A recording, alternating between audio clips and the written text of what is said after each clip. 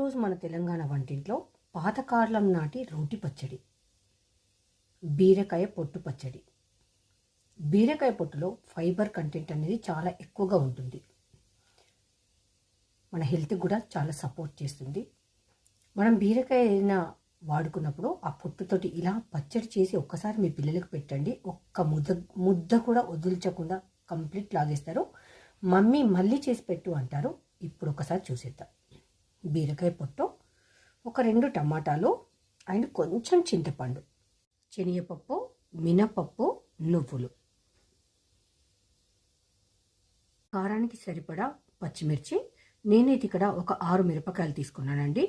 తాలింపు కోసం కరివేపాకు, కొత్తిమీరాకు, ఎల్లిపాయని ఇలా క్రష్ చేసి తీసుకోవాలి.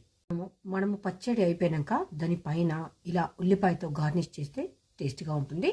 ఇలా నచ్చని వాళ్ళు పచ్చడి గ్రైండ్ చేసుకునేటప్పుడు అందులో వేసి రుబ్బుకోవచ్చు.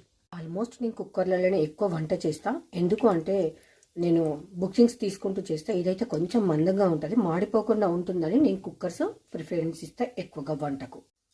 ఆవాలు చిటపడలాడాక కొంచెం జీలకర్ర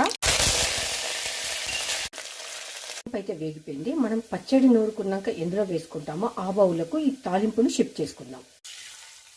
మనం పోపు తీసుకున్నాం కదా, అందులోకి కొంచెం ఆయిల్ యాడ్ చేసి పచ్చిమిర్చి, ధనియాలు, జీలకర్ర, ఎల్లిపాయలు.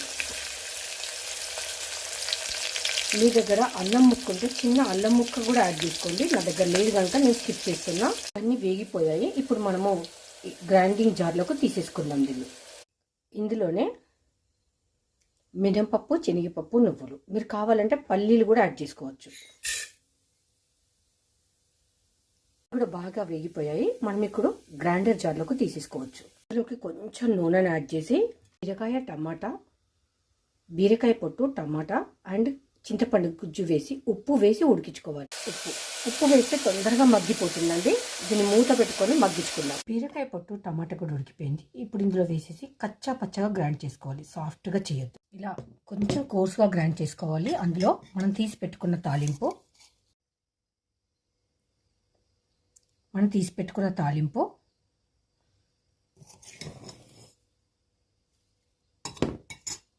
ఉల్లిపాయ, కొత్తిమీర కూడా కట్ చేసి పెట్టుకున్నాం కదా, అన్నీ వేసేసి ఒక్కసారి నీట్గా కలిపాను. టేస్టీ బీరకాయ తొక్కు పచ్చడి రెడీ అండి. చాలా టేస్ట్గా ఉంటుంది. ఒక్కసారి ట్రై చేయండి. అండ్ ఓల్డ్ ఈజ్ గోల్డ్ అంటారు కదా, దీనిలో ఫైబర్ కంటెంట్ కూడా ఉంటుంది. ఎప్పుడు కూరలు కాకుండా ఇలా అప్పుడప్పుడు పచ్చళ్ళు చేసి పెట్టండి పిల్లలకు. Thank you.